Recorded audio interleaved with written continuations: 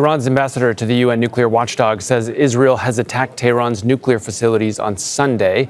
The head of the IAEA has also expressed deep concern over the situation in Iran.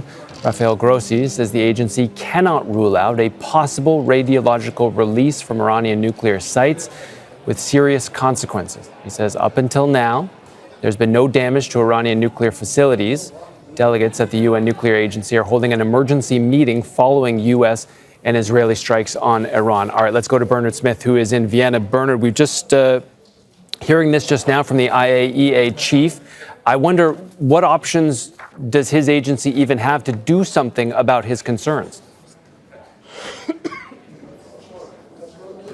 Well, I think what the Rafael Grossi first of all said at the start of this emergency meeting called by Russia and Iran was to lay out the practical consequences of what could happen if this conflict intensifies and expands. And he put out a statement, first of all, as you've mentioned there, saying that there's no indication so far that any nuclear installations in Iran have been damaged. He said that they've had still no response from the Iranian nuclear authorities about the situation on the ground there. And he said they're hoping to re-establish contact.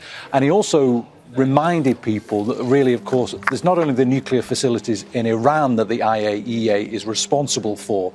He said that pretty much every country around Iran has some sort of nuclear applications, he described them. The UAE, for example, has 4 reactors producing energy. And he said that there should be a real constraint and restraint in the conflict when we consider that these nuclear facilities, these nuclear applications could be vulnerable. He said the situation today is very concerning.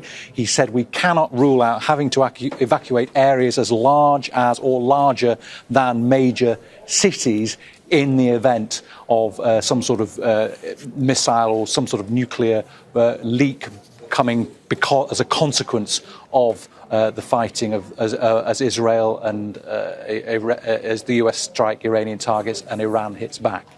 All right, Bernard, keep us posted.